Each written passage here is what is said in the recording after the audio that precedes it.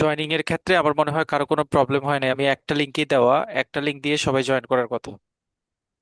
So আজকে যে তিনটা ক্লাস হবে একটা লিঙ্ক দিয়ে জয়েন করতে পারবেন। বাট যারা যে সাবজেক্টটা পড়বেন মানে আমার সাথে এনরোলমেন্ট করেছেন ওই সাবজেক্ট অনুযায়ী আপনারা জয়েন করবেন। আপনাদের মোটামুটি আমাদের একটু 4-5 মিনিটের একটা ভেরিয়েন্স থাকে, কারণ একটা ক্লাস শেষ হয়ে রেকর্ডিং হয়ে পরের ক্লাসটা স্টার্ট হতে 4-5 মিনিটের সময় থাকে। কিন্তু মিন টাইম আমি কিন্তু আপনাদের প্রাইভেট ব্যাচে, যে ব্যাচটা প্রাইভেট, সেখানে ইন্টিমেশন করি কখন ক্লাস স্টার্ট হচ্ছে বা কোন লিঙ্কটা ওপেন হচ্ছে সেই ক্ষেত্রে। তো সেই অনুযায়ী আপনি জয়েন করলে হবে যে কোনো সাবজেক্টের ক্ষেত্রে। গতকালকে আমরা তিনটা ক্লাস করেছি। প্রিন্সিপাল অফ ইকোনমিক্স স্টার্ট করেছিলাম আমরা, মোটামুটি কোয়েশ্চেন অ্যানালাইসিস করেছি। সেকেন্ড আমরা অর্গানাইজেশন ম্যানেজমেন্ট ক্লাস করেছি। থার্ড হচ্ছে আমরা থার্ড হচ্ছে law and law and practice. Practice ক্লাসটা করেছি। তিনটা ক্লাসের মনে হয় আপনাদের রেকর্ডিং আমরা এখনো গ্রুপে অ্যাড করি নাই। কারণ হচ্ছে আহ, আজকে রাতে হয়তো এই তিনটা ক্লাস সহ 6টা ক্লাস আমরা রেকর্ড করব যদি কোনো প্রবলেম না হয়। আর রেকর্ডিং এর ক্ষেত্রে একটা ব্যারিয়ার থাকে, রেকর্ডিংটা প্রসেস করে মানে স্টোর করা, এইটা একটু টাইম কনজিউমিং থাকে। সেজন্য রেকর্ডিং এর ক্ষেত্রে আমি সবার জন্য ইন্টারভাল 1 ডে টাইম নিয়ে নিই। মানে শুক্রবারেরটা শনিবারে, শনিবারেরটা রবিবারে, রবিবারের মধ্যেই মোটামুটি রেকর্ডিংটা আপনাদের প্রসেসিংটা হয়ে যায়। সো যারা যে গ্রুপ থেকে জয়েন করেছেন আপনারা আপনাদের জায়গা থেকে আশা করছি যে কারো কোনো প্রবলেম নাই। ইনশাল্লাহ জয়েন করতে কারো কোনো সমস্যা হচ্ছে না। সো আমরা আহ, এখন আমাদের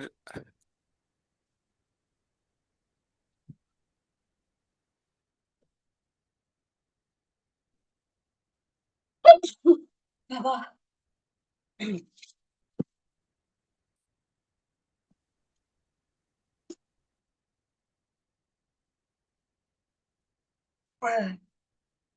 মিনিট, আমাদের ওই যে কয়েকজন জয়েন করতে পারছেন, আমি একটু জাস্ট একটু ছোট্ট একটু সাপোর্ট দিয়ে নিই।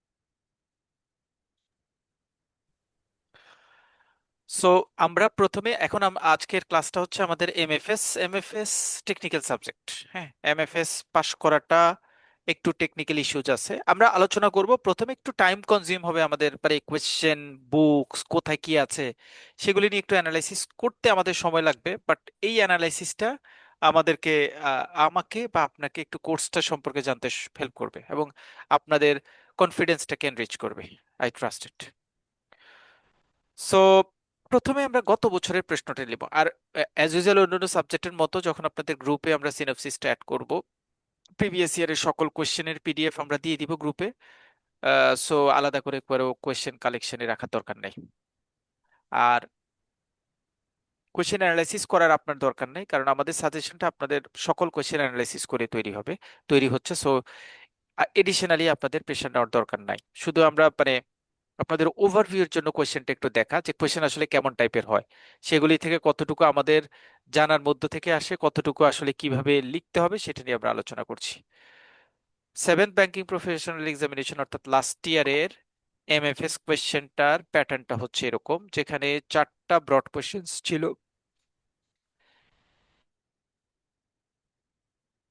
চারটা ব্রড কোয়েশ্চেন্স ছিল 4টা ব্রড কোয়েশ্চেনের মধ্যে প্রথম কোয়েশ্চেনটা ছিল explain how money functions as a store of value. প্রথম চ্যাপ্টার থেকে কোয়েশ্চেন আসছে। What is the difference between money and other asset in terms of storing in value. সোজা প্রশ্ন। Define inflation, explain the major demand side and supply side causes of inflation. Okay. Discuss the potential trade-off and changes a central bank focus when simultaneously pursuing the objectives of price stability and full employment. এই প্রশ্নটা common প্রশ্ন, but এটা একটু ঘুরিয়ে দিয়েছে। আপনাদের যে বইয়ের যে চ্যাপ্টার নাম্বার 7 আছে সেখানে আমরা সেন্ট্রাল ব্যাংকের ফাংশন নিয়ে আলোচনা করব। সেই সেন্ট্রাল ব্যাংকের একটা ফাংশন হচ্ছে প্রাইস স্টেবিলিটি এবং ফুল এমপ্লয়মেন্ট এনশিওর করা।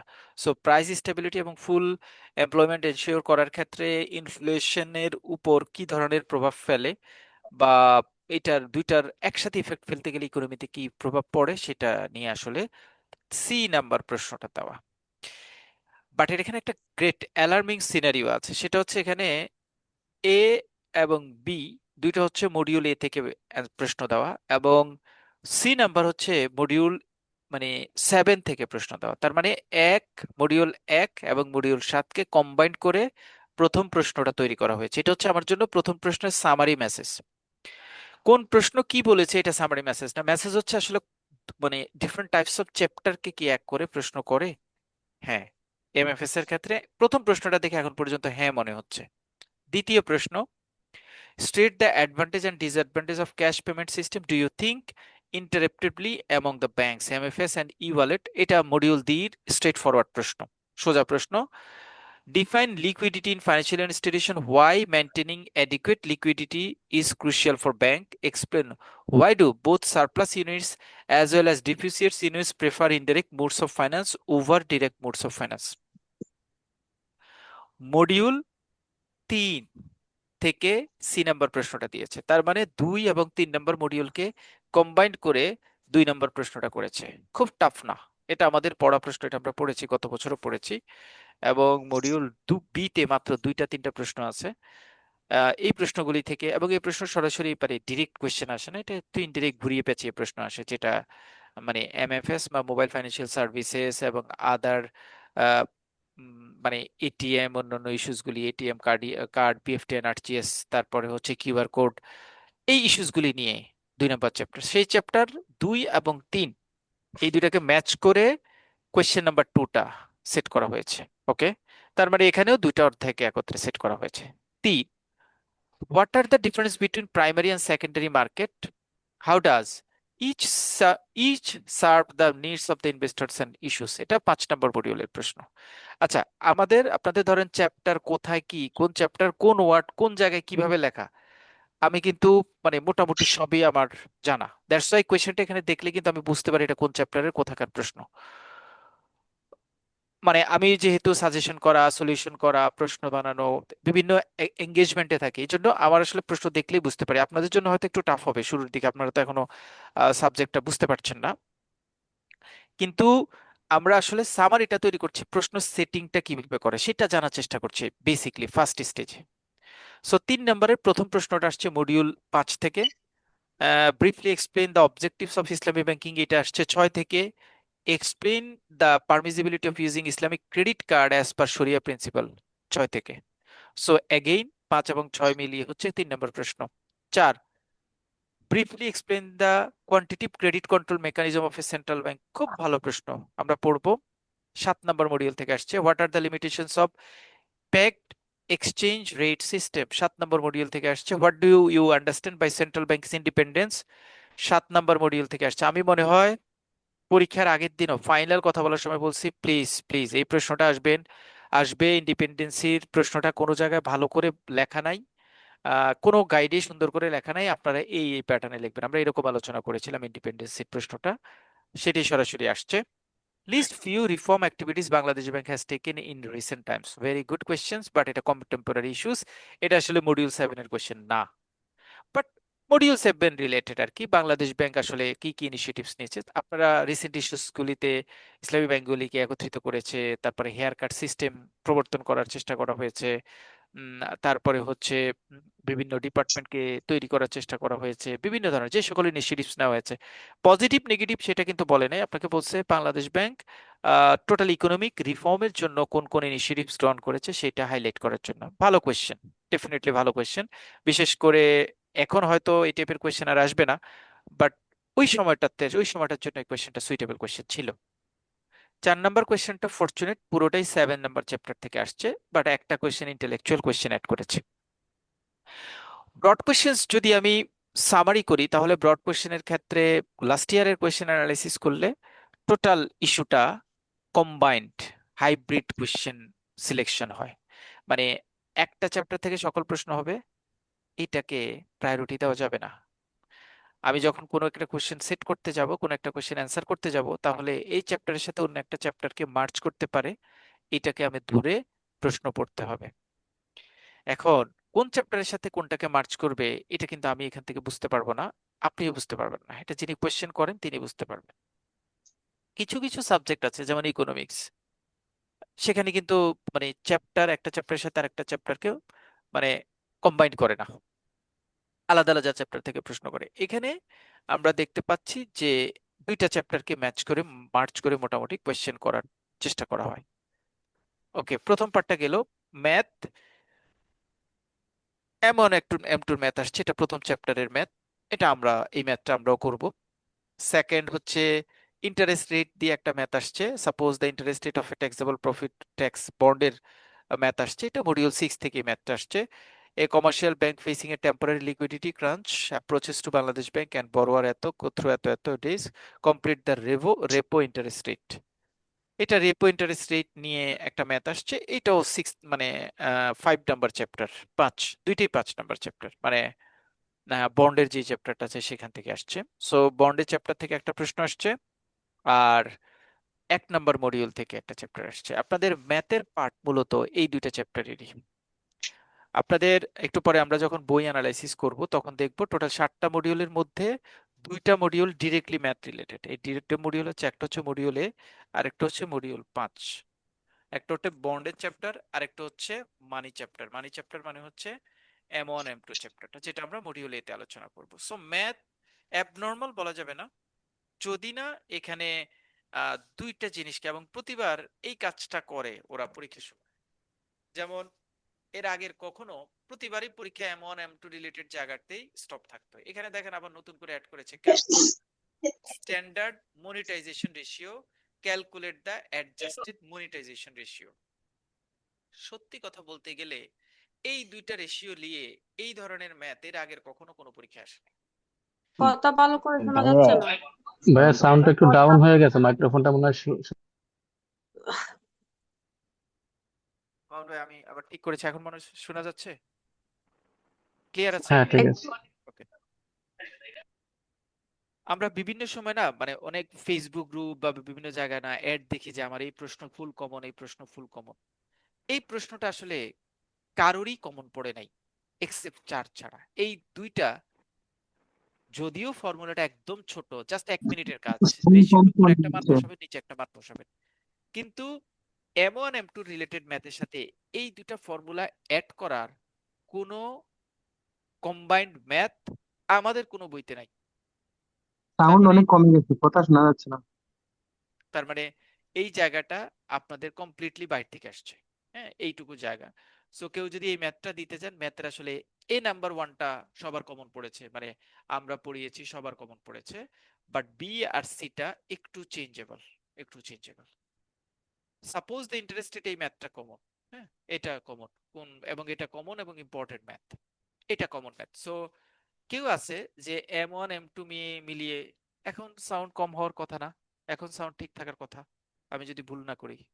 সাউন্ড অনেক কম শোনা যাচ্ছে। এখনো কম শোনা যাচ্ছে জি জি, সবার কাছে? এখন ঠিক আছে। এই এখন মাত্র ঠিক হয়েছে। এই মাত্র, হ্যাঁ এখন ঠিক হলো। এখন ঠিক হয়েছে, জি। মানে এই প্যাটার্নে মানে স্পিকার রাখলে ঠিক আছে? জি জি জি জি। ওকে হ্যাঁ ওকে ফাইন, স্যার। ঠিক আছে। সো সেকেন্ড যে ম্যাথ, এই দুইটা ম্যাথ বই থেকে আসছে। ম্যাথের বিষয়টা আমরা শুনতে পারি না, একটু আবার ক্লিয়ার করেন। আচ্ছা, আমরা বলেছি ম্যাথের আগ পর্যন্ত সবাই তো ক্লিয়ার শুনতে পেরেছেন, তাই না? জি জি জি জি। ওকে, ম্যাথের আলোচনা, এই ম্যাথটা আমরা প্র্যাকটিস করেছি। এই ম্যাথটা M1 M2 প্রথম চ্যাপ্টারের ম্যাথ, সবাই মোটামুটি প্রতিবারে একটা ম্যাথে সরাসরি এখান থেকে আসে। কিন্তু এই ম্যাথটায় শুধুমাত্র এই অংশটুকু, ধরেন এক্সপেরিয়েন্স বা সব ব্যাংকার পড়া করার ক্ষেত্রে এইটুকু পার্ট কমপ্লিট করেছে, এইটুকু পার্ট একদম এক্সট্রা করে আসছে। এটা কারোরই কমন পড়ে নাই, কারণ এটা একদমই এই ম্যাথের সাথে রিলেটেড না। এখন আমরা আলোচনা করে দেখতে পাচ্ছি যে মনিটাইজেশন রেশিও ছোট্ট একটা রেশিও, শুধু দুইটা মান, একটাকে একটা দিয়ে ভাগ করলে রেজাল্ট পাওয়া যায়।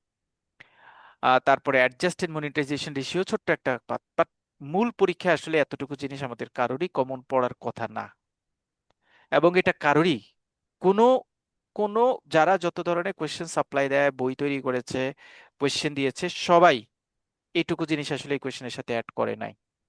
এখন আমি যদি বলি যে আমার সকল প্রশ্ন কমন, এটা এটা বিভিন্ন ধরনের মানে এক্সেস আমরা পাই, এগুলি আসলে মানে টাইমিং এবং অ্যাডের ইস্যু। রিয়েল সিনারি হচ্ছে এই ম্যাথের এইটা আমাদের সবার কমন পড়েছে, খ এবং গ আমাদের আসলে কারোরই কমন পড়েনি। ঠিক আছে, এক নাম্বার কথা। 2 নাম্বার, 6 নাম্বার ম্যাথটা আবার সবাই বিভিন্ন জন যারা যে জায়গা থেকে বন্ডের কাজ করেছে, বন্ড নিয়ে ম্যাথ করেছে, সবারই এই ম্যাথটা কমন পড়েছে। সামিয়া জয়েন করতে পেরেছেন? জি পেরেছি। ওকে, সো 6 নাম্বার ম্যাথে 6 নাম্বার ম্যাথে যে বন্ড রিলেটেড ম্যাথ আসছে বা ইন্টারেস্ট পেয়েবল রিলেটেড ম্যাথ আসছে, এটা সোজা ম্যাথ। এটা হচ্ছে মডিউল 6 নাম্বার মডিউল, 5 নাম্বার মডিউলে আমরা এই ম্যাথটা করব। তাহলে দুইটা কাজ, 2 চ্যাপ্টারের ম্যাথ থাকবে। আপনারা তো বুঝতেই পারছেন, যখন আমি সত্যিকার অর্থে আমিও যখন ক্লাস নিয়েছিলাম গত ব্যাচে, তখন এই ম্যাথটা করানোর সময় আমি তো এটা 4টা ম্যাথ করেছি, এই M1 M2, এবং আমি গলা ফাটিয়ে বলেছি এখান থেকে মাস্ট একটা প্রশ্ন আসবে, মাস্ট একটা প্রশ্ন আসবে, আসছেও। কিন্তু আমার আসলে ট্র্যাকের বাইরে এই 2টা কোয়েশ্চেন অ্যাড করে দিয়েছে। আমি এই ম্যাথটা করেছি, বাট সবাই যারা ম্যাথ করেছে তাদের কাছে এই ম্যাথটা সোজা মনে হয়েছে, M1 M2, সবাই মানে প্রেফার করেছে আমি এটাই পরীক্ষা দিব। কিন্তু পরীক্ষার হলে দেখা গেল যে সোজা ম্যাথটায় ছোট্ট একটা লেজ অ্যাড করে ওই ম্যাথটাকে কমপ্লিকেটেড করে ফেলেছে। মানে আমি আসলে আপনাকে মেসেজটা দিতে চাচ্ছি, আমরা যে 2 চ্যাপ্টারের ম্যাথ আছে, 2টা চ্যাপ্টারের ম্যাথই আমাদের করতে হবে। একটা চ্যাপ্টারের ম্যাথ আমি করব যে ভাইয়া এই চ্যাপ্টারের ম্যাথ 2টা তো আসবে দুখান থেকে, এই জায়গা থেকে একটা ম্যাথ আসছে, আমি এটা করি শুধু, তাহলে কোনো সমস্যা আছে কিনা? সমস্যা, এরকম সমস্যা ক্রিয়েট হতে পারে। কারণ এমএফএস অলওয়েজ ইউনিক কোয়েশ্চেনকে প্রেফার করে, অলওয়েজ। এবং আপনি যদি 96 থেকে মানে ফার্স্ট ব্যাংকিং প্রফেশনাল এক্সামিনের থেকে 7 পর্যন্ত সকল কোয়েশ্চেন অ্যানালাইসিস করবেন, প্রত্যেকটা কোয়েশ্চেনে দেখবেন আহ, এই একটা না একটা ওরা ইউনিক টাইপের কোয়েশ্চেন দেয়। কারণ আমি খুব এক্সপেক্ট করছিলাম যে লাস্ট, তখন তো ইন্টেরিম গভর্নমেন্টের টাইম ছিল, যে এই টাইপের একটা কোয়েশ্চেন কেন আসছে না কোনো পরীক্ষায়, কোনো সাবজেক্টে আসছে না কেন, এই টাইপের একটা কোয়েশ্চেন তো দেওয়া উচিত ব্যাংকারদেরকে। কোনো সাবজেক্টে এটা অ্যাড করে নাই, দেখেন এমএফএস এই প্রশ্নটা ঠিক অ্যাড করে বসছে। So MFS always unique question, unique math, technical ইস্যুসকে প্রেফার করে, এবং সোজা কনসেপ্টটাকে ঘুরিয়ে আপনার মাথা থেকে বের করার চেষ্টা করে। লাইক অ্যাজ যেটাকে আমরা বলি কেস স্টাডি টাইপের কোয়েশ্চেন, সোজা এক লাইনের প্রশ্ন, বাট এটাকে আপনার মাথা থেকে বের করার চেষ্টা করে যে কিভাবে আসলে আপনি এটা বুঝেছেন এবং আপনার বোঝাটা ঠিক আছে কিনা। সো অ্যাগেইন, যখন আমরা ম্যাথের প্রিপারেশন নিব, আমরা যেই 2টা চ্যাপ্টারের ম্যাথ আছে, সেটা 4টা হোক, 5টা হোক বা 6টা হোক, এই ম্যাথগুলি একদমই ছোট ছোট, শুধু একটা ফর্মুলা বসিয়ে ম্যাথ করলে হবে। 5টা হোক, 6টা হোক, আমরা ম্যাথগুলি একসাথে করে ফেলবো। সো ম্যাথ নিয়ে আমাদের আর ফার্দার অ্যানালাইসিসের দরকার নাই। আমি যেই কথাগুলি বলেছি সেগুলি আমি এই এই কোয়েশ্চেন, মানে 7th কোয়েশ্চেনের পাশাপাশি এর আগের কোয়েশ্চেনগুলি অ্যানালাইসিস করে আপনাকে মানে ওভারভিউটা দিয়েছি। সো ম্যাথ আমরা যতটুকু আছে ততটুকু, যেই 2টা চ্যাপ্টারের ম্যাথ আছে সেই 2টা চ্যাপ্টারেরই ম্যাথ করব। তবে একটা পজিটিভ দিক আছে, যদিও আমি টেকনিক্যালি মানে ইউনিক বিভিন্ন ওয়ার্ড ইউজ করে এমএফএস কে মোটামুটি একটা কমপ্লিকেটেড সাবজেক্ট হিসেবে আপনাদের সামনে শো করে ফেলছি অলরেডি, বাট এখানে একটা পজিটিভ দিক হচ্ছে ম্যাথ যা আসবে বই থেকে আসবে, মানে আপনার কনসেপ্ট থেকে আসবে। এমন না পরীক্ষার হলে গিয়ে আপনি কোনো ম্যাথ পাবেন যেটা আপনি করেন নাই, শুনেন নাই, দেখেন নাই, এরকম হবে না। ম্যাথ যা আসবে আপনি দেখবেন এটা আপনি করেছেন, না হয় শুনেছেন, না হয় ভাইয়া আলোচনা করেছে, না হয় আপনি বইতে দেখেছেন, না হয় কোনো শিটে ছিল। এই টাইপের ম্যাথ আসবে, মানে বই রিলেটেড ম্যাথই এখানে সাধারণত আসে। প্রবলেম সলভের ক্ষেত্রে তার কি হাই ইনফ্লেশন ক্রাইসিস, একটা ইনফ্লেশন রিলেটেড ইস্যু, ইকোনমিক্সের প্রশ্ন আপনাদের এখানে অ্যাড করেছে। মানে বেশি ইনফ্লেশন হলে কি হয় এবং সেই ক্ষেত্রে সেন্ট্রাল ব্যাংক কি রোল প্লে করে, এটা আসলে আমাদের দেশে সেন্ট্রাল ব্যাংকের রোলের সাথে ওরা মার্চ করানোর চেষ্টা করেছে। এবং আমার এখানে কেস স্টাডিতে একটা ভালো দিক আছে, সেটা হচ্ছে ওরা কিছু প্রশ্ন করে, সেই প্রশ্নগুলিকে আপনি মানে অ্যালাইন করে অ্যান্সার দিতে পারলে আপনাদের সুবিধা হয়।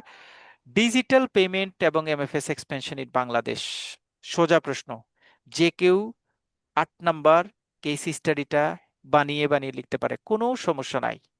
কারণ এটা আমাদের ডিজিটাল প্ল্যাটফর্মে, অর্থাৎ মোবাইল ফাইন্যান্সিয়াল সার্ভিসের এক্সিকিউশন এবং আমরা যত ডিজিটালাইজেশনে যাচ্ছি সেটা আমাদের কতখানি ফ্রুটফুল রেজাল্ট দিচ্ছে সেইটার ইফেক্টটা দেখা যায়। মানে আপনি রিডিং পড়লে মোটামুটি আপনি পারবেন। আন্ডারস্ট্যান্ডিং অ্যান্ড টার্মিনোলজি, অলওয়েজ আমরা যা দিব তাই কমন পড়বে, সেখান থেকে আপনি অ্যান্সার লিখতে পারবেন, কোনো সমস্যা নাই।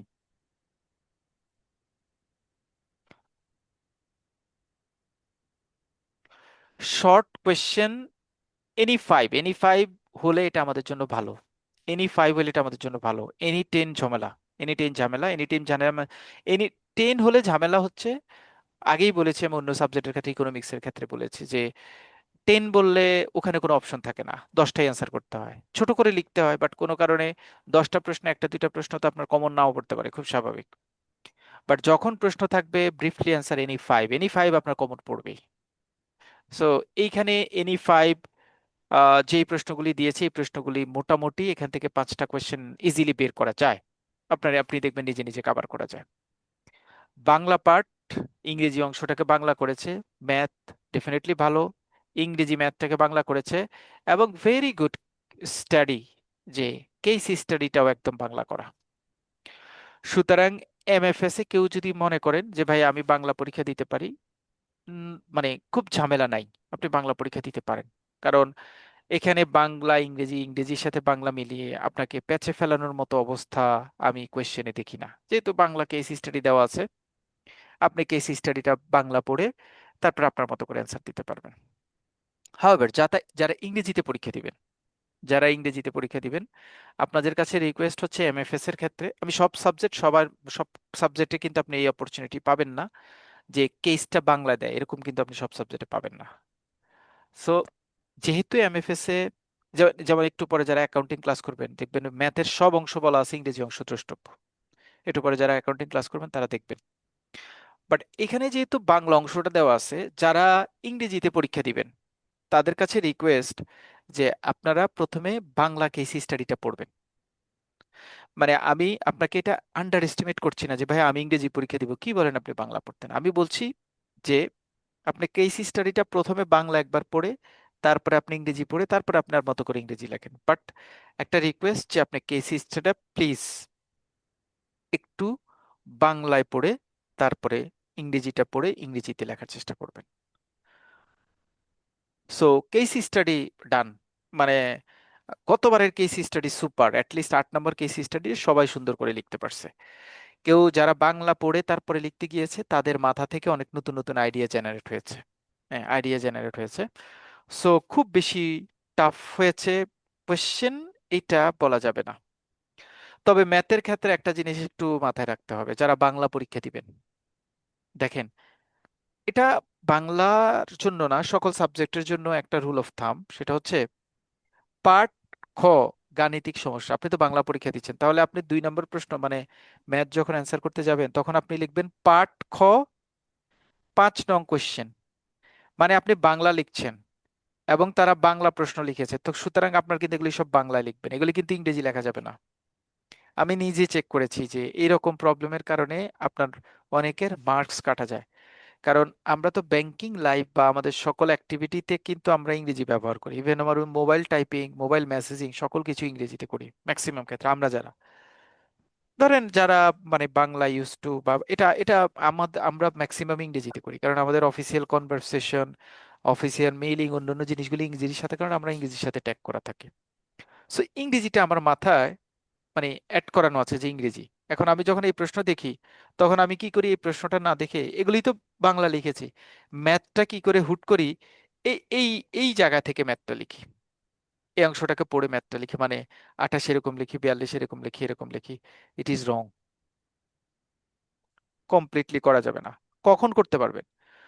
যখন আপনি দেখবেন যে ম্যাথের প্রশ্নটা এখানে বলছে ইংরেজি অংশ দ্রষ্টব্য, তখন আপনি ইংরেজি লিখতে পারবেন। বাট প্রশ্নটা যদি বাংলায় আপনাকে দেওয়া থাকে তাহলে সেই ম্যাথ আপনি ইংরেজিতে লিখতে পারবেন না। এখন কথা হচ্ছে যদি লিখি তাহলে কি নাম্বার কেটে যাবে, জিরো দিতে পারে। আবার যদি এক্সামিনার মনে করে যে ম্যাথটা তো হয়েছে বাংলার জায়গায় ইংরেজি লিখেছে, সমস্যা নাই, না মার্কস দিয়ে দিতে পারে। But you will be in trouble, একটা মানে ডিলামে সিচুয়েশনে পড়বেন, ক্যাচ 22 সিচুয়েশনে পড়ে গেলেন। যে মার্কস দিবে কি দিবে না। সো এই টাইপের রিস্ক এই জায়গাটাতে নেওয়া যাবে না। এটা হচ্ছে মোটামুটি আমাদের গত বছরের প্রশ্ন, লাস্ট ইয়ারের কোয়েশ্চেন।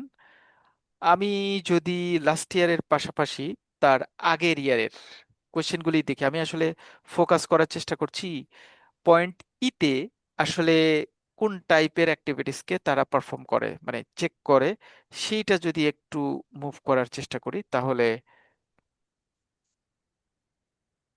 আমরা দেখতে পাচ্ছি যে লাস্ট ইয়ারের কোয়েশ্চেনের ক্ষেত্রে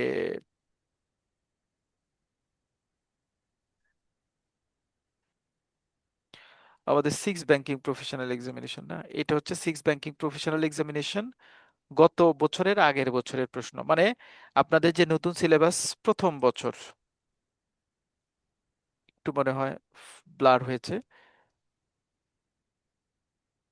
ওকে, এটা হচ্ছে জাস্ট আগের বছরের প্রশ্ন। এখানেও আমি একটা জিনিস দেখতে পাচ্ছি, what is money, describe the quantity theory of money, discuss the way of central bank can control high inflation in the economy. Inflation related একটা ম্যাথ থাকে, একটা কোয়েশ্চেন থাকে। State and explain the function of financial system and mention the advantage and disadvantage on mobile financial service. 2 আর 3 নম্বরকে মিলিয়ে দিয়েছে, মানে প্রশ্ন আসলে কম্বাইন করেই থাকছে। হ্যাঁ, প্রশ্ন কম্বাইন করে থাকছে। ম্যাথের ক্ষেত্রে কনসিডারিং এ কুপন বন্ড থেকে একটা ম্যাথ আসছে, বন্ড থেকে ইনফ্যাক্ট দুইটা ম্যাথ আসছে। তারপরে হচ্ছে কারেন্ট মার্কেট প্রাইস মিলিয়ে একটা একটা গত বছর দুইটাই বন্ড থেকে ম্যাথ আসছে, গত বছর M1 M2 আসে নাই লাস্ট ইয়ারে।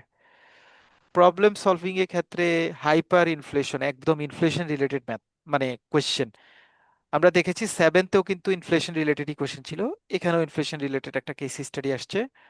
আর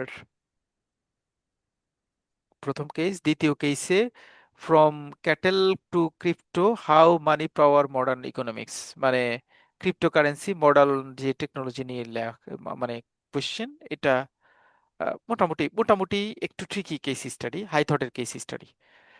আন্ডারস্ট্যান্ডিং টার্মিনোলজি অ্যাজ ইউজুয়াল 10টা থেকে 5টা, এগুলি কমন পড়েছে। রিফাইন দ্য ফলোইং কোয়েশ্চেন্স, দেখছেন এখানে আবার 10টা প্রশ্ন দিয়েছে।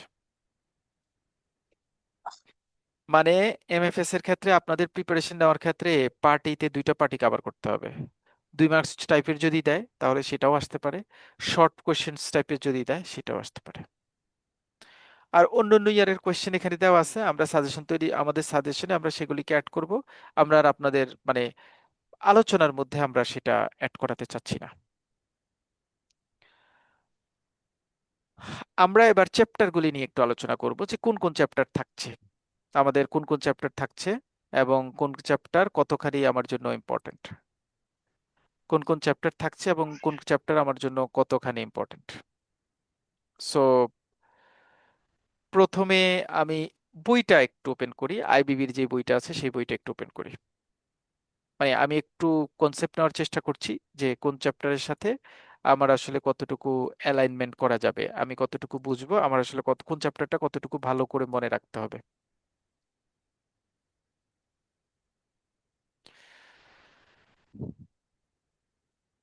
এমএফএস এর বইটা লিখেছেন তৌফিক স্যার, বিএবিএম এর সাবেক ডিজি। এবং বইটার ভালো ডেপথ ভালো। চ্যাপ্টার ওয়াইজ আমরা একটু আলোচনা করব, আপনারা শুধু একটু জাস্ট মনে রাখেন। হ্যাঁ, এটা একটু জাস্ট দেখলে আপনার জন্য ভালো হবে। প্রথমত আমার জন্য একটা অ্যালার্মিং ইস্যু আছে, সেটা হচ্ছে ম্যাথ না হয় আমরা সলভ করলাম, আমরা বুঝতে পারছি যে এই যে জায়গা থেকে ম্যাথ থাকবে, আমরা সেটা সলভ করলাম। সেকেন্ড ইস্যু হচ্ছে আমরা ব্রড কোশ্চেন যখন পড়বো সেটার সাথে কোয়েশ্চেন নাম্বার 10 ইটা কাভার হবে, সিঙ্গেল কোয়েশ্চেন যেগুলি আমরা আলোচনা করছি বা সিঙ্গেল কোয়েশ্চেন টাইপের যে প্রশ্ন হতে পারে সেগুলি। এর পাশাপাশি আমাদের যে চ্যাপ্টারগুলি আছে সেই চ্যাপ্টারগুলি সম্পর্কে আমার একটু ধারণা রাখতে হবে, কারণ ব্রড কোয়েশ্চেন 40 এখান থেকে কভার করতে হবে আর কেস স্টাডিটা এখান থেকে কভার করতে হবে। বাট এমএফএস এর ক্ষেত্রে একটা জিনিস একটু পজিটিভ আছে, সেটা হচ্ছে আমরা যে 10টা কেস স্টাডির কথা বলছি, মানে 10টা সিঙ্গেল কোয়েশ্চেনের কথা বলছি, বা গত বছর যেখানে 5টা শর্ট নোট লেখার কথা বলছি, এটা আমরা চাইলে আগে প্রিপারেশন নিতে পারি, মানে এমএফএস এর ক্ষেত্রে নিতে পারি, কারণ এটা চ্যাপ্টারের কোনো একটা জায়গা যদি আমি পড়তে চাই এবং সেটার উপর অ্যানালাইসিস করে যদি আমি লিখি, এটা মানে আলাদা করে পড়ার সুযোগ রয়েছে। সুতরাং চ্যাপ্টার আলোচনার পাশাপাশি আমরা যদি পড়াটাকে সেগ্রিগেট করে নিতে চাই তাহলে আমরা নিতে পারবো। আমি আসলে আগে একটু চ্যাপ্টারগুলি দেখি। এমএফএস এ আপনাদের টোটাল চ্যাপ্টার হচ্ছে 7টা। টোটাল চ্যাপ্টার হচ্ছে কয়টা? 7টা। প্রথম চ্যাপ্টারটা হচ্ছে মানি অ্যান্ড মনিটারি সিস্টেম, মানে অর্থ, টাকা। টাকা কি, টাকার ভূমিকা কি, টাকার কার্যকারিতা কি, টাকার প্রকারভেদ কি, ডিমান্ড অফ মানি অথবা টাকার চাহিদা কি, সাপ্লাই অফ মানি টাকার যোগান কি, তারপরে সংকীর্ণ মুদ্রা যেটাকে আমরা M1 বলি, এবং বিস্তীর্ণ মুদ্রা যেটা M2 বলি সেটা কি, সেন্ট্রাল ব্যাংক বা আমাদের কমার্শিয়াল ব্যাংকগুলি কিভাবে নতুন টাকা ক্রিয়েট করে বা মার্কেট থেকে কিভাবে নতুন টাকা ক্রিয়েট হয়, এই ইস্যুসগুলিকে আলোচনা করা হয় মানি অ্যান্ড মনিটারি সিস্টেমে। 2 নম্বর মডিউল, মডিউলগুলি কিন্তু আপনারা একটু যদি মাথায় রাখেন আপনাদের পরে পড়তে সুবিধা হবে। 2 নম্বর মডিউল হচ্ছে পেমেন্ট সিস্টেম।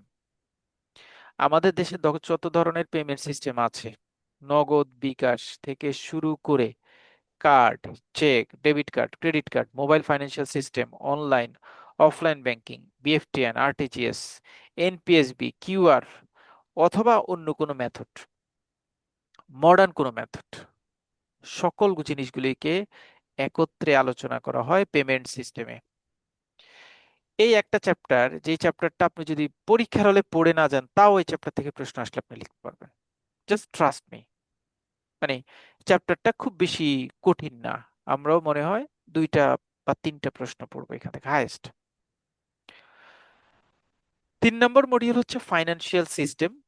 ফাইন্যান্সিয়াল সিস্টেম মানে হচ্ছে আমাদের দেশে, আমাদের দেশে না, ইন্টারন্যাশনাল পার্সপেক্টিভে ফাইন্যান্সটা সাধারণত 2 রকম ওয়েতে হয়। একটা হচ্ছে ডিরেক্ট ফাইন্যান্স আর একটা হচ্ছে ইনডিরেক্ট ফাইন্যান্স। ডিরেক্ট মানে সরাসরি, ইনডিরেক্ট মানে হচ্ছে সরাসরি না। ডিরেক্ট ফাইন্যান্স মানে হচ্ছে যে দুইজন, একজন টাকা দিবে একজন টাকা নিবে, এদের মাঝে কেউ কোনো ইন্টারমিডিয়ারি থাকবে না, এই ধরনের ফাইন্যান্সিংটাকে বলা হয় ডিরেক্ট ফাইন্যান্সিং। মানে আমি টাকা ধার দিব আপনাকে, আপনার আর আমার মধ্যে কেউ নাই, এই ধরনের ফাইন্যান্সিংকে বলা হয় ডিরেক্ট ফাইন্যান্সিং। আর ইনডিরেক্ট ফাইন্যান্সিং মানে হচ্ছে আমার আর আপনার মধ্যে টাকা দেওয়া নেওয়ার কন্ডিশন ক্রিয়েট হবে, আমি লোন দিব আপনি লোন নেবেন, বাট এটার মাঝখানে অন্য একটা অর্গানাইজেশন, অন্য একটা এন্টিটি ইন্টারমিডিয়ারি হিসেবে কাজ করবে। এই ধরনের মেথডকে বলা হয় ইনডিরেক্ট মেথড। আপনারা দেখেছেন একটা প্রশ্ন আসছে যে ডিরেক্ট মেথডের তুলনায় সবাই ইনডিরেক্ট মেথডকে কেন পছন্দ করে? কারণ এটা খুব সিকিউর, এখানে ইন্টারমিডিয়ারি থাকে মাঝখানে। মানে আমাদের ব্যাংকিং ইন্ডাস্ট্রিতে যেই মানে ফাইন্যান্সিয়াল সিস্টেমটা প্র্যাকটিসড হয় সেটা হচ্ছে indirect method. So direct method এবং ইনডিরেক্ট ফাইন্যান্সিং মেথড, ব্যাংক এবং নন ব্যাংক ফাইন্যান্সিয়াল ইনস্টিটিউশন, তারপর ফাইন্যান্সিয়াল সিস্টেমকে স্টাবলিশ করার জন্য এখানে কোনো নিয়ম নীতি আছে কিনা, সেই সকল জিনিস আলোচনা করা হয় মডিউল সি-তে। এবং এই মডিউলের এই দিকের পার্টগুলি একটু ট্রিকি আছে। হ্যাঁ, একটু ট্রিকি আছে, এখান থেকে আমাদের 2টা প্রশ্ন নিতে হয়, 2টা প্রশ্ন আমরা পড়বো। মডিউল 4-এ ফাইন্যান্সিয়াল ইনস্টিটিউশন নিয়ে লেখা। ফাইন্যান্সিয়াল ইনস্টিটিউশন মানে হচ্ছে ব্যাংক এবং নন ব্যাংক ফাইন্যান্সিয়াল ইনস্টিটিউশন, বিভিন্ন ধরনের ব্যাংক এবং বিভিন্ন ধরনের নন ব্যাংক ফাইন্যান্সিয়াল ইনস্টিটিউশনের ইন্ট্রোডাকশন, ডিফারেন্স, ফাংশন এবং ন্যাশনাল গ্রোথের ক্ষেত্রে তাদের কন্ট্রিবিউশন। এই হচ্ছে মডিউল 4। ইজি, খুবই ইজি, মানে খুব বেশি পেঁচানো কথা না। এবং আমরা যেটাকে ইনফর্মাল ভাষায় বলি, বানাই সানাই লিখতে পারবেন আপনি এখান থেকে। মানে আপনি পড়ার পরে যদি মনে করেন যে ভাইয়া পড়েছি, আমি বুঝতে পেরেছি, এনাফ, আপনি চাইলে আপনার মতো করে চেঞ্জ করে লিখতে পারবেন। 5 number module financial market. This is important for math personally, এবং যত ধরনের টার্মিনোলজি এন্ড ডিফারেন্স আছে এই চ্যাপ্টার থেকে আসবে 2টা মিনিমাম। লাস্টে যে 10টা প্রশ্ন আসবে সেখানে কমপক্ষে 1টা বা 2টা প্রশ্ন আসবে এখান থেকে। তাহলে মডিউল 5টা আমি অন্যান্য বার আপনাদের নতুন সিলেবাস আসার আগে কিন্তু আমি তেমন পড়াতাম না, কারণ অন্যান্য পার্ট দিয়ে আমি কভার করতে পারতাম। কিন্তু নতুন প্যাটার্নে এসে দেখলাম যে এই চ্যাপ্টার থেকে টেকনিক্যাল মার্কস পাওয়ার জায়গাটা অনেক বেশি বড়। মানে ধরেন এখান থেকে 2টা পার্থক্য আসলো, 4টা 5টা পার্থক্য থাকে, আপনি যদি 2টা 5টা 6টা পার্থক্য পড়ে 2টা পার্থক্য কমন পান, তাহলে কেন এই চ্যাপ্টারটা আপনি ইনভলভ হবেন না? 4 তো আপনার নিশ্চিত হলো। তারপরে পৃথিবী উল্টাবে, এখান থেকে একটা ম্যাথ আসার নিশ্চিত, 10 মার্কস একটা ম্যাথ আসবে এই চ্যাপ্টার থেকে। So this one is important right now. Nowadays এই চ্যাপ্টারটাকে অ্যাভয়েড করা বা ওভারলুক করার সুযোগ আমাদের নাই। বাট আমরা যখন এটা পড়তে যাব টেকনিক্যালি ম্যাথমেটিক্যাল পার্ট এবং পার্থক্যের পার্টটাকে মাথায় রেখে পড়বো। মানে আমি সামারি করে ফেলছি, আমি টেকনিক্যালি চ্যাপ্টারটাকে এক্সকিউজ করে ফেলছি, আমি চ্যাপ্টারটাকে ছোট করে ফেলছি। সেটা কি, 5 নম্বর মডিউল থেকে আমি শর্ট নোট, সিঙ্গেল কোয়েশ্চেন, ম্যাথটা শুধু পড়বো, ডিফারেন্সটা পড়বো, বড় কোনো প্রশ্নের দিকে আমি হাত দিব না, তাহলে তো চ্যাপ্টারটা ছোট হয়ে গেল আমার জন্য। ঠিক আছে? মডিউল 6 এটা পুরোটা ইসলামী ব্যাংকিং নিয়ে লেখা। আমরা শরিয়া বেস ব্যাংকিং, ইসলামী ব্যাংকিং এর নিয়ম নীতিগুলি আমরা মডিউল 6-এ দেখতে পাবো। মডিউল 6 থেকে সিম্পলি কেস স্টাডি আসার সম্ভাবনা রয়েছে, মডিউল 6 থেকে পার্থক্য আসে, মডিউল 6 থেকে বড় প্রশ্ন আসে, আবার মডিউল 6 সোজা। এটা আমরা পার্ট 1-এ পড়ছি। আপনারা একটু মনে রেখেন, যারা পার্ট 2-তে যাবেন, হ্যাঁ অনেকেই আছে, মানে আমি সবসময় বলার সুযোগ থাকে না, ইমিডিয়েট যারা এমএফএস পাশ করে মডিউল পার্ট বিতে যাবেন, পার্ট বিতে জাস্ট এই চ্যাপ্টারটাকে বড় করে একটা সাবজেক্ট আছে, জাস্ট এই চ্যাপ্টারটাকে মানে এলাবোরেট করবে। Finance, principles of financial system, তারপরে ডিপোজিট কালেকশন ইত্যাদি ইত্যাদি মিলে জাস্ট এই চ্যাপ্টারের উপর এই চ্যাপ্টারটাকে বড় করে একটা পুরো বই আছে, যেটা হচ্ছে শরিয়া বেস ব্যাংকিং। কেউ যদি ইমিডিয়েট পার্ট 1টা পাস করেন, পার্ট 2-তে গেলে তিনি ইসলামী ব্যাংকে চাকরি না করলেও শুধুমাত্র এমএফএস এর এই চ্যাপ্টারটা, স্পেশালি আমার ক্লাস করে যারা পরে যাবেন, মানে আমার সাথে এমএফএস ছিলেন তারপরে পার্ট 2-তে যাচ্ছেন, একদম চোখ বন্ধ করে শরিয়া বেস ব্যাংকিংটা নিয়ে নেবেন, আপনার অর্ধেক পড়া এই চ্যাপ্টারে হয়ে গেছে অলরেডি। সো এই চ্যাপ্টারটা যখন আপনি পড়ে ওখানে যাবেন, আপনার জন্য ওই সাবজেক্টটা 50% ইজিয়ার হয়ে যাবে। এটা সবসময় মনে থাকে না, হঠাৎ করে এখন দেখে মনে পড়েছে। মডিউল 7 কমপ্লিটলি বিভিন্ন ধরনের রেগুলেশনস নিয়ে কথা। বিভিন্ন ধরনের রেগুলেশনস এর মধ্যে স্পেশাল রেগুলেশনস হচ্ছে সেন্ট্রাল ব্যাংক। সেন্ট্রাল ব্যাংক কিভাবে কাজ করে, কোন কোন রোল প্লে করে, কোন রোলটা পজিটিভ, কোন রোলটা নেগেটিভ, সেন্ট্রাল ব্যাংক কিভাবে প্রতিষ্ঠিত হয়েছে, সেন্ট্রাল ব্যাংকের মতো আর কোনো রেগুলেটর আছে কিনা, অন্যান্য কোম্পানিগুলির ক্ষেত্রে কারা রেগুলেশনস করে, Bangladesh security and exchange regulations কাদের জন্য কাজ করে, ইদ্রা কাদের জন্য কাজ করে, তারপরে হচ্ছে মাইক্রো ক্রেডিটের জন্য কারা কাজ করে, এরকম বিভিন্ন অর্গানাইজেশনাল পার্সপেক্টিভগুলি, যারা অর্গানাইজেশনাল ওয়েতে রেগুলেটর হিসেবে কাজ করে, তাদের রোল এবং রেসপন্সিবিলিটিটা হচ্ছে মডিউল 7-এ। So module 7, module 6, module 5, module 4, 3, 2, 1 আমরা সকল মডিউলই একটু আলোচনা করব, মানে পড়ে পড়ে যাব, কারণ ব্রড কোয়েশ্চেন এবং কেস স্টাডিটা মোটামুটি আমাকে এই মডিউল থেকে কভার করতে হবে। ডিফারেন্স, ম্যাথ এবং শর্ট নোট আমরা আলাদা করে পড়তে পারবো। এখন আমি এমএফএস এর জন্য প্ল্যানটা এইভাবে করতে চাচ্ছি। অন্য সাবজেক্টের ক্ষেত্রে যেমন আমি কিছু সাবজেক্টে আপনাকে প্ল্যান করে বলছি যে সিঙ্গেল কোয়েশ্চেনটা আগে পড়তে পারবেন না, চ্যাপ্টারটা শেষ করে পড়েন তাহলে ভালো লাগবে। এমএফএস এর ক্ষেত্রে আমার কাছে মনে হচ্ছে যে আপনি ডিফারেন্স, সিঙ্গেল কোয়েশ্চেন, ম্যাথ যদি আগে কমপ্লিট করতে পারেন, ইট ইজ নট ব্যাড, খারাপ কিছু হবে না, করতে চাইলে করতে পারেন। এখন ওই 3টা পার্টকে যদি আমি কভার করতে যাই, তাহলে আই উইল কনজিউম, ম্যাথের জন্য একটা ক্লাস হবে না। যেটা করতে পারি সেটা হচ্ছে আমরা 2টা ক্লাস নিব, যদি আপনারা অ্যালাউ করেন। নেক্সট 2টা ক্লাস, একটা ক্লাসে আমরা M1 M2-র ম্যাথটা কভার করব, এটা টাফ হয়ে যায় যদিও, 3টা ক্লাস লাগবে আমার, হ্যাঁ 3টা ক্লাস লাগবে, 3টা ক্লাস নিব। M1 M2 ম্যাথের জন্য একটা ক্লাস, বন্ডের চ্যাপ্টারে যে ম্যাথগুলি আছে সেটার জন্য একটা ক্লাস। বন্ডের ম্যাথের কিছু জায়গা সেফ থাকবে, আমার 6টা ম্যাথ করতে বেশি সময় লাগবে না, সেখানে আমরা পার্থক্যের যে শীটটা আছে 100 শীট কভার করে ফেলতে পারবো। আর তারপরে আমাদের থাকবে 20 মার্কসের যে সিঙ্গেল কোয়েশ্চেন অথবা শর্ট নোট টাইপের পড়া, সেটা মানে আমাদের সর্বসাকুল্যে 4টা ক্লাস লাগবে এই পার্টগুলি কভার করে ফেলতে। সো ওই পার্টগুলি যদি আমি 4টা ক্লাসে কভার করি, তাহলে আমার 40 মার্কস কভার হবে। আপনারা আপনাদের মতো করে আহ, পড়তে পারবেন, পড়বেন, পড়ে মানে মোটামুটি সামারি করে ফেলতে পারবেন, অতটুকু আপনাদের মোটামুটি নিজেদের নলেজে বা নিজেদের জায়গা থেকে পড়বেন। আর আমার হাতে তখন ব্রড কোয়েশ্চেন অ্যানালাইসিস থাকবে, আমরা সম্ভবত এমএফএস এর জন্য 10টা ক্লাস বরাদ্দ করেছি, 10টা ক্লাস। সো 10টা ক্লাসের মধ্যে আমরা যদি 4টা ক্লাসে, মানে এদিকে যদি আমার 1 2 3টা ক্লাস যায়, আজকে একটা 4টা ক্লাস, আর ব্রড কোশ্চেনের জন্য আমি 4টা ক্লাস রাখবো, 4টা ক্লাস আমি শেষ করতে পারবো। আর বাকি 2টা ক্লাস আমরা কেস স্টাডির জন্য রাখবো অথবা রিজার্ভ হিসেবে রাখবো। এভাবে করা যায়, যদিও প্ল্যান সবসময় প্ল্যানের মতো না থেকে এটা একটু রংলিও যেতে পারে, একটু টাইম বেশি লেগে যেতে পারে। লেগে গেলে আমরা একটা ক্লাস অ্যাড করবো, না ইস্যুস, কারো কোনো সমস্যা তো থাকার কথা না যদি মনে করি। বাট প্ল্যানটা আমরা এভাবে করতে চাচ্ছি। ডেফিনেটলি আজকে একটা পার্ট আমরা স্টার্ট করে ফেলবো। প্ল্যানটা আমরা এভাবে করতে চাচ্ছি যে আমরা রেগুলার বেসিসে ওই ম্যাথ, সিঙ্গেল কোয়েশ্চেন, তারপরে হচ্ছে ডিফারেন্স, কন্ট্রাস্ট অ্যান্ড টার্মিনোলজি যেটা, সেটা আগে শেষ করে ফেলবো 3টা ক্লাসে। নেক্সট আপকামিং 3টা ক্লাসে 40 মার্কস শেষ হবে, তারপরে ব্রড কোয়েশ্চেনে আমরা মুভ করব, এবং ব্রড কোয়েশ্চেনের জন্য আমার যে 3 4টা ক্লাস লাগে আমরা সেভাবে কন্টিনিউ করব। ইন দ্য মিন টাইম আপনারা ওই 40 রিভিউ করবেন, এবং ফাইনালি আমরা দেখা গেল যে আমি লাস্টের 2টা ক্লাস আমরা কেস স্টাডির জন্য রাখবো। কেস স্টাডিটা আমি আগে করতে পারবো না, কেস স্টাডিটা পুরো কোর্সটা কমপ্লিট হওয়ার আগে কেস স্টাডি করলে এটা আসলে আপনাদের জন্য ফ্রুটফুল হবে না। This is my plan. আরেকটা অল্টারনেটিভ প্ল্যান আছে, ব্রড কোয়েশ্চেনটা আগে পড়বো, সেটা হয়তো আপনাদেরকে একটু হেল্প করবে।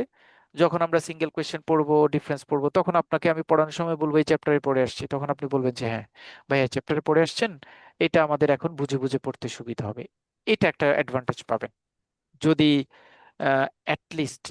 অ্যাটলিস্ট, আমরা মানে ডিফারেন্স এবং শর্ট নোটগুলি মানে পরে পড়ি, ব্রড কোয়েশ্চেনটা শেষ করে পড়ি, তাহলে ওখানে আমরা মানে দেখবেন এখানে আমি চ্যাপ্টার পড়ার সময়ও বিভিন্ন ধরনের শর্ট নোট পার্থক্য পড়বো, সেগুলি আমি আসলে ওখানে ফাইনালাইজ করব। সো এই চ্যাপ্টার পড়তে গিয়ে ওইগুলি কভার হয়ে যাবে, সেক্ষেত্রে আমাদের কোর্সটা একটু দ্রুত আগাবে।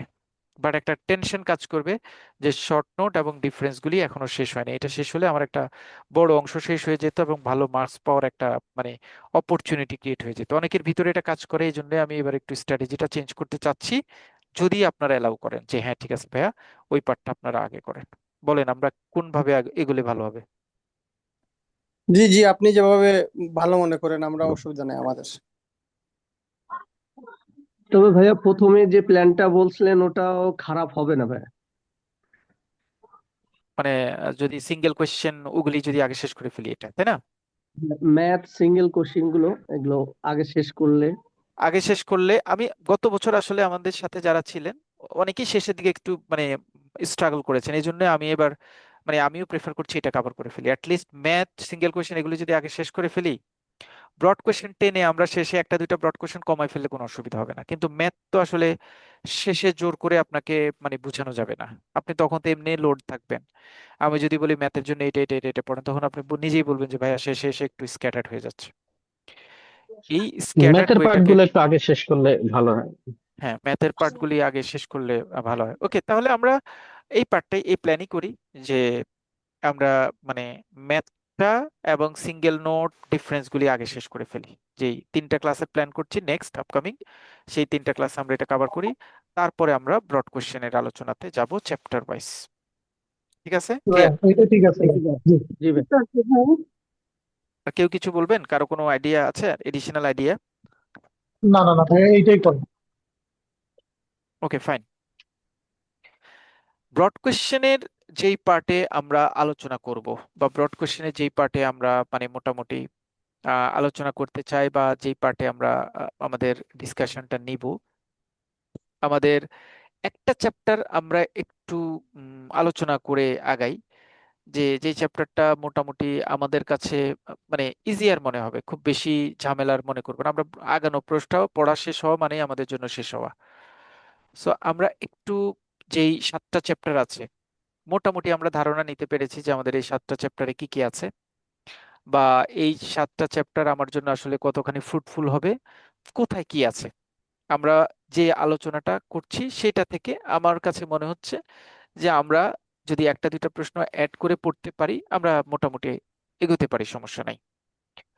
সো ওই সেন্স থেকে আমি পার্সোনালি প্ল্যান করেছিলাম যে 7 নম্বর চ্যাপ্টারটা শুরু করতে। এখন আমরা চাইলে ইসলামী ব্যাংকিংটাও শুরু করতে পারি। একটা চ্যাপ্টার আমরা শুরু করব যেটা নিয়ে মোটামুটি আমরা একটা চ্যাপ্টারে পুরো ব্রিফ আলোচনা করে ফেলবো, যেটা আপনাদের জন্য হেল্প হবে। আমরা শরিয়া বেসড ব্যাংকিং বা ইসলামী ব্যাংকিং এর যে চ্যাপ্টারটা আছে সেই চ্যাপ্টারটা নিয়ে আলোচনা করে ফেলি। তাহলে আমার নর্মাল রেসপন্সিবিলিটি হবে আপনাদের সাথে যে মানে আজকে শেষ হলে রেকর্ডিংটা দেওয়া, কোয়েশ্চেনের পিডিএফটা দেওয়া, মানে আমি অ্যাকুমুলেট করবো আপনাদের গত ক্লাসের, গতকালকের যেই সিনোপসিস গুলি আছে সেগুলি সহ। আর চ্যাপ্টার বেস সাজেশন তৈরি করার পর সিনোপসিস গুলি আমি থ্রো করে দিব গ্রুপে।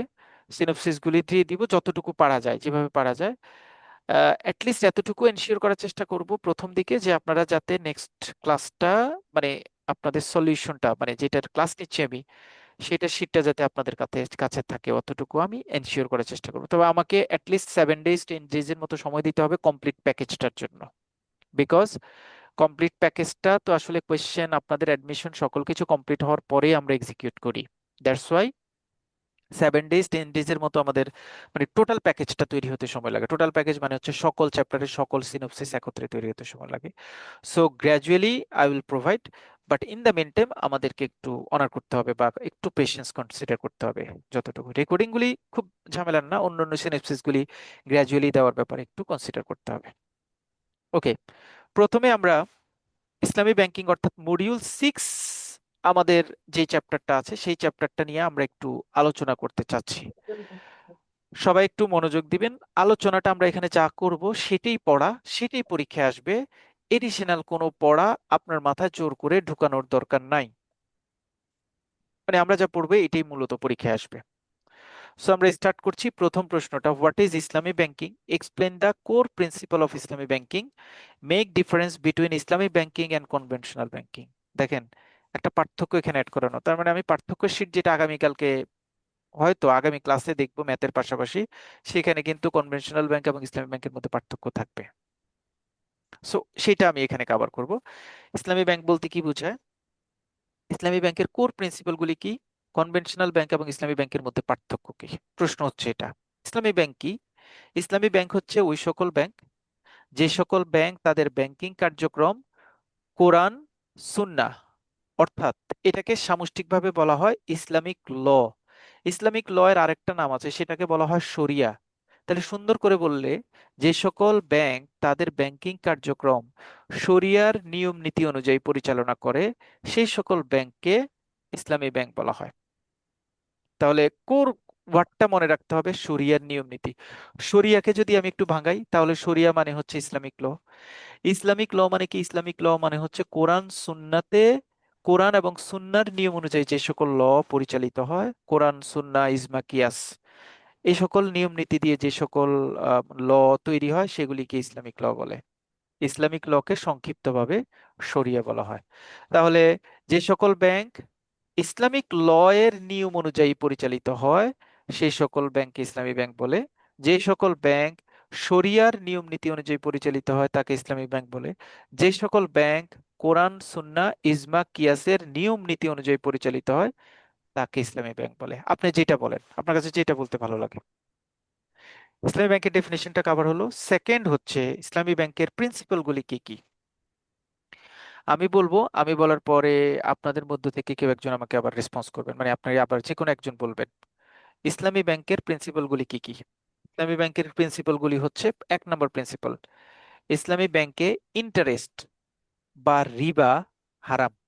ইসলামী ব্যাংক কখনো মানে ইন্টারেস্টকে অ্যাকসেপ্ট করে না। সো ইন্টারেস্টের আরেকটা অ্যারাবিক নাম হচ্ছে রিবা। ইসলামী ব্যাংক রিবাকে কনসিডার করে না, 1 নম্বর কথা।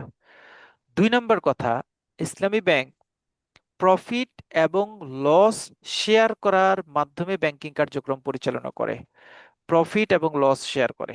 কনভেনশনাল ব্যাংক কি করে? শুধু প্রফিট শেয়ার করে, লস শেয়ার করে না। কিন্তু কনভেনশনাল ব্যাংকে যদি আপনার এফডিআর থাকে, ব্যাংক যদি দেউলিয়া হয়ে যায় আপনার ইন্টারেস্ট কিন্তু কমবে না। কিন্তু ইসলামী ব্যাংকে যদি আপনার এফডিআর থাকে, ব্যাংক যদি কখনো লসে থাকে আপনারও এফডিআর এর রেশিওটা কমবে। সো ইসলামী ব্যাংক সবসময় প্রফিট এবং লস শেয়ার মেকানিজমের মাধ্যমে তাদের কার্যক্রম পরিচালনা করে।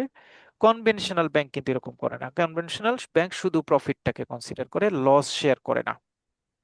2, রিস্ক শেয়ারিং। ইসলামী ব্যাংক কাস্টমার এবং ব্যাংকার একে অপরের সাথে রিস্কটা শেয়ার করে। কনভেনশনাল ব্যাংকের ক্ষেত্রে এরকম রিস্ক শেয়ার হয় না। কনভেনশনাল ব্যাংকে সব রিস্ক থাকে ব্যাংকের উপর। কাস্টমারের উপর কোনো রিস্ক দেওয়া হয় না। এখন পর্যন্ত আমি তিনটা কথা বলছি, একটা হচ্ছে ইন্টারেস্ট বা রিবা কনভেনশনাল ইসলামী ব্যাংকে নাই। 2 নম্বর হচ্ছে প্রফিট এবং লস শেয়ারিং ইসলামী ব্যাংকে হয়, রিস্ক ইসলামী ব্যাংকে শেয়ার হয়। সুতরাং শেয়ার এই দুটো ওয়ার্ড মনে রাখলে কিন্তু profit and loss share, risk share, দুইটা পয়েন্ট হয়ে যায়। এখন পর্যন্ত আমি তিনটা পয়েন্ট বলেছি। 4 নম্বর পয়েন্ট, ইসলামী ব্যাংক অ্যাসেট বেস ব্যাংকিং করে। অ্যাসেট বেস ব্যাংকিং মানে কি? ইসলামী ব্যাংক যখন কোনো ইনভেস্টমেন্ট করে, যখন কোনো ডিপোজিট নেয়, বা যখন কোনো ইনভেস্টমেন্ট রিলেটেড অ্যাক্টিভিটিতে ইনভলভ থাকে, কোনো অ্যাসেট ছাড়া মানি বা ইনভিজিবল কোনো প্রোডাক্টের উপর কখনো ইসলামী ব্যাংক ইনভেস্ট করে না। এটাকে সুন্দর ভাষায় বলে ইসলামী ব্যাংক ফিজিক্যাল অ্যাসেটের উপর ইনভেস্ট করে, এই যে অ্যাসেট বেস ফাইন্যান্সিং করে। 4 নম্বর। 5 নম্বর হচ্ছে ইসলামী ব্যাংক কখনো টাইম ভ্যালু অফ মানিকে কনসিডার করে না। টাইম ভ্যালু অফ মানি কি? টাইম ভ্যালু অফ মানি মানে হচ্ছে, এই টার্মটা আসতে পারে, what is time value of money? Time value of money হচ্ছে, ধরেন আজকে আপনি একটা প্রোডাক্ট কিনলে 100 টাকা দিয়ে কিনতে পারবেন, 1 বছর পরে এই প্রোডাক্টটার দাম হবে 105 টাকা হবে। তা আপনি যখন 100 টাকা দিয়ে কিনবেন আজকে, আপনি আজকে চিন্তা করবেন এই প্রোডাক্টটা 1 বছর রাখলে ঠিক 105 টাকার দামে আমি কি 1 বছর পরে বিক্রি করতে পারবো কি পারবো না, আমি কি লাভে থাকবো না লসে থাকবো। অর্থাৎ মানির সাথে মানিকে অ্যালাইন করে আমি যখন বিজনেস ট্রেন্ড চিন্তা করি, তখন সেটাকে বলা হয় time value of money consider করা। ইসলামী ব্যাংক তো টাকার উপর টাকা ইনভেস্ট করে না, এই জন্য ইসলামী ব্যাংক টাইম ভ্যালু অফ মানিকে কনসিডার করে না। 5টা কথা বলছি আমি। 1 নম্বর, ইসলামী bank interest prohibited. 2 number, profit এবং লস শেয়ার করে। 3 নম্বর, রিস্ক শেয়ার করে। 4 নম্বর, অ্যাসেট বেস ফাইন্যান্সিং করে। 5 নম্বর, টাইম ভ্যালু অফ মানিকে কনসিডার করে না। 5টা পয়েন্ট। 6 নম্বর, ইসলামী ব্যাংক কোনো ধরনের আনইথিক্যাল ইনভেস্টমেন্টে জড়ায় না। আনইথিক্যাল ইনভেস্টমেন্ট মানে হচ্ছে শরিয়া যে সকল প্রোডাক্টকে নিষিদ্ধ করেছে, like as alcohol, gambling, weapon, এই ধরনের ইনভেস্টমেন্ট ইসলামী ব্যাংক কখনো ইনভেস্ট করে না। শরিয়া মানে কনভেনশনাল ব্যাংকে কিন্তু এরকম কোনো রেস্ট্রিকশন নাই। এটা 6 নম্বর। সো ইথিক্যাল ইনভেস্টমেন্ট করে। 7, ইসলামী ব্যাংকের ক্ষেত্রে জাকাত নামক একটা বিশেষ প্রোডাক্টকে ইনক্লুড করা হয়। আমরা যেমন জাকাত যেটা দেই আর কি সম্পত্তির উপর, ইসলামী ব্যাংক জাকাত প্রোভাইড করে। কনভেনশনাল ব্যাংকে জাকাত নামক কোনো কিছু নাই। 7 নম্বর পয়েন্ট বললাম, জাকাত। 8 number point, social responsibility. Social responsibility conventional ব্যাংকও করে, বাট কনভেনশনাল ব্যাংকে যেহেতু কোনো ধরনের স্পেসিফিক ফান্ড অ্যাকুমুলেট করার স্কোপ নাই, বিভিন্ন জায়গা থেকে ফান্ড আসলে সেটা দিয়ে সোশ্যাল রেসপন্সিবিলিটি হোল্ড করে, বাট ইসলামী ব্যাংকে যেহেতু জাকাতের মতো একটা বড় ফান্ড ইনভলভ হয়, সো ইসলামী ব্যাংকের আসলে সোশ্যাল রেসপন্সিবিলিটি করার স্কোপ বেশি, যেটা সোসাইটির জন্য বেশি হেল্পফুল হয়। 8, 9 নম্বর হচ্ছে ইসলামী ব্যাংক কখনো গ্যাম্বলিং রিলেটেড অ্যাক্টিভিটির সাথে জড়িত থাকে না।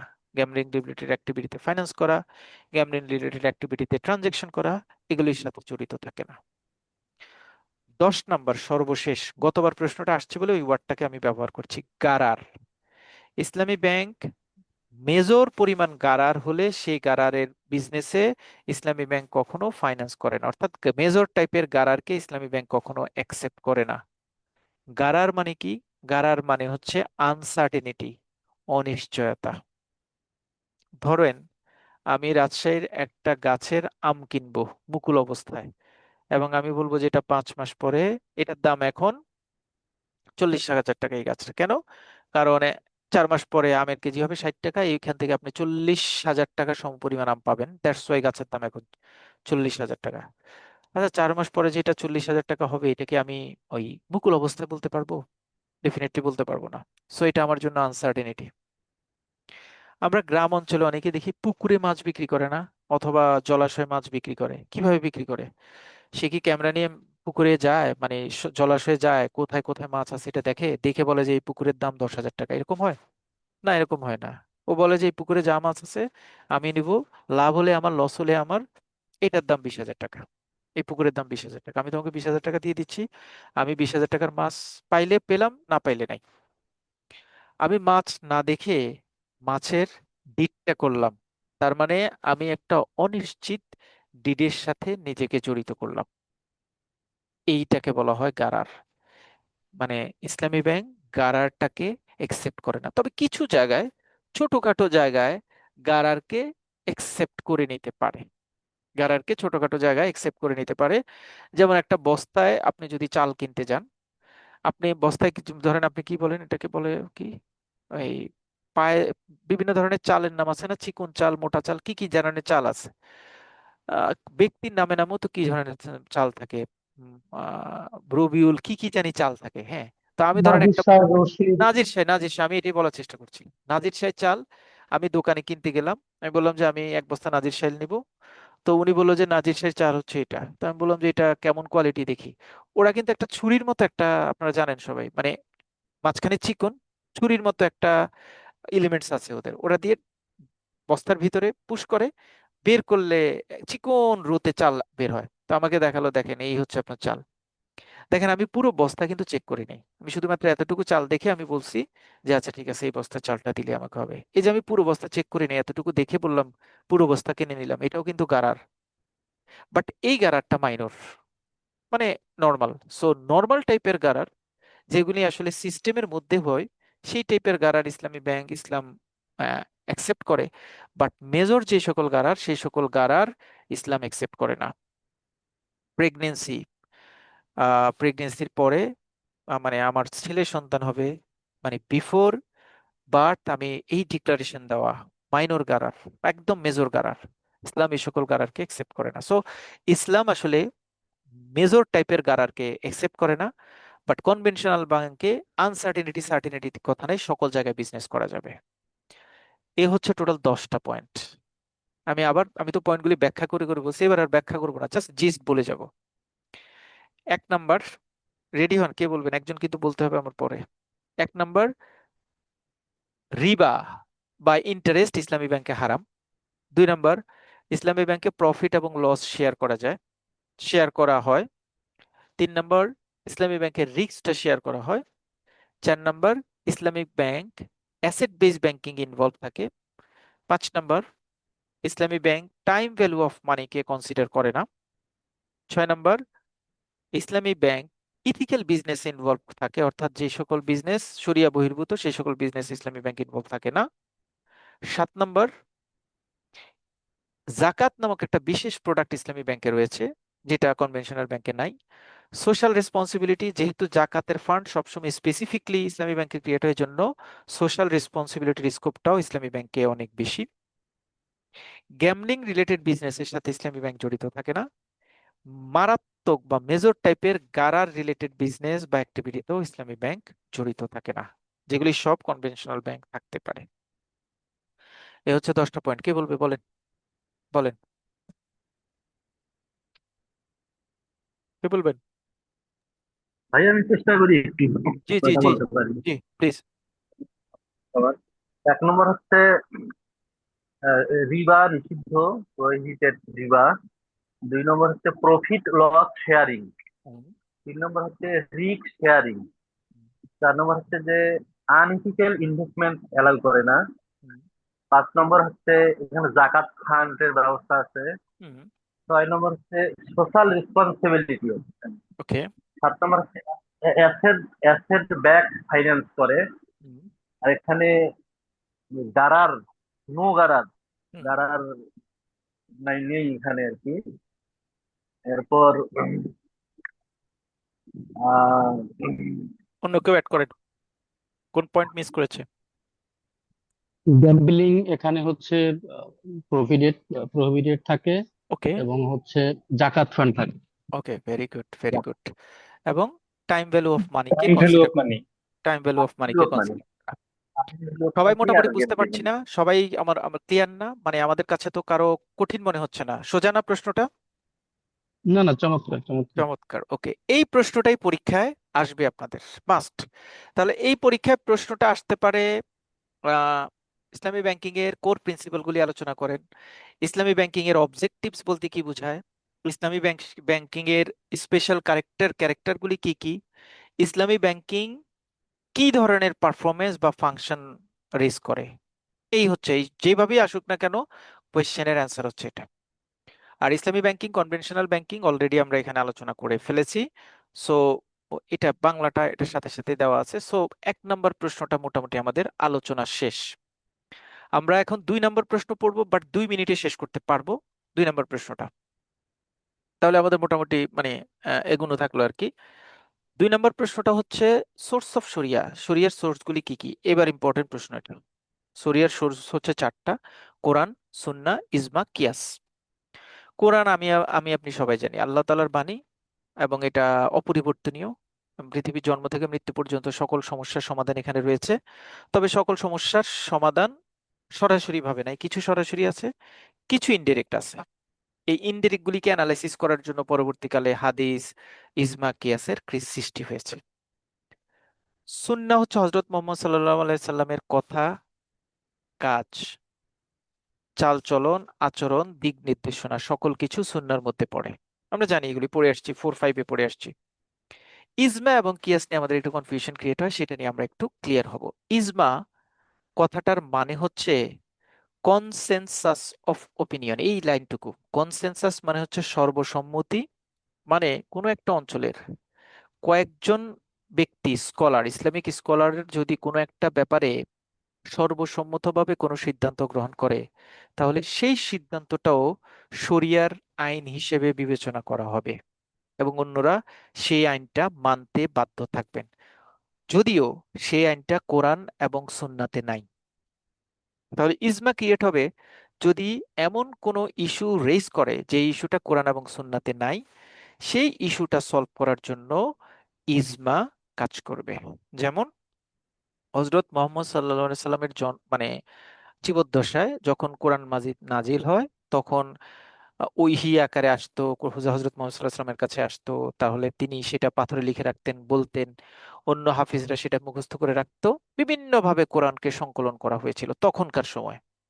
বাট হযরত মুহাম্মদ সাল্লাল্লাহু আলাইহি সাল্লামের মৃত্যুর পর যখন হাফিজরা আস্তে আস্তে মৃত্যুবরণ শুরু করলেন, কোরআন সংরক্ষণটা হুমকির মুখে পড়লো, তখন হযরত ওসমান রাদিয়াল্লাহু তাআলা বললেন যে না, কোরআনকে এভাবে মানে কোরআন স্ক্যাটার্ড হয়ে যাচ্ছে, এতে কোরআন সংরক্ষণ বিপর্যয় হওয়ার সম্ভাবনা রয়েছে। সুতরাং আমরা এটাকে যত জায়গায় যত ইনফরমেশন আছে সব ইনফরমেশন নিয়ে আমরা এটাকে পান্ডুলিপি আকারে বা পারফেক্ট ওয়েতে সাজিয়ে বই আকারে তৈরি করে ফেলবো। যে কথা সেই কাজ। সেই প্রেক্ষাপটেই কোরআন মাজিদকে আমাদের এই নতুন, আমরা এখন যে কোরআন মাজিদটা পাচ্ছি, এই ওয়েতে সৃষ্টি করা হয়েছে। হযরত উসমান রাদিয়াল্লাহু তাআলার যুগে হযরত উসমান এবং তার সমসাময়িক স্কলারসদের নিয়ে তারা একত্রে ডিসিশনে কোরআন মাজিদকে বর্তমান বই আকারে, মানে ঠিক আমরা এখন যে বইটা পাচ্ছি ডিজিটাল ছোট বড় এরকম না, বাট পুস্তক আকারে সংকলন করা হয়েছে। এবং হযরত উসমান রাদিয়াল্লাহু তাআলা থেকে শুরু করে পরবর্তী যুগে যত মুসলিম মানুষ আছে সবাই কিন্তু ওই কোরআন মাজিদটাকে, ওই পুস্তক আকারকৃত কোরআন মাজিদটাকে একসেপ্ট করেছে। This one is the example of ইজমা। লাস্ট আরেকটা আছে, সেটা হচ্ছে কিয়াস। কিয়াস মানে হচ্ছে কম্পেয়ারিং সামথিং, মানে কোনো একটা আইন আমি পাশ করব বা কোনো একটা নিয়ম আমি নিব, যেটা অন্য একটা জিনিসকে সাথে তুলনা করে আমি এটা তৈরি করব।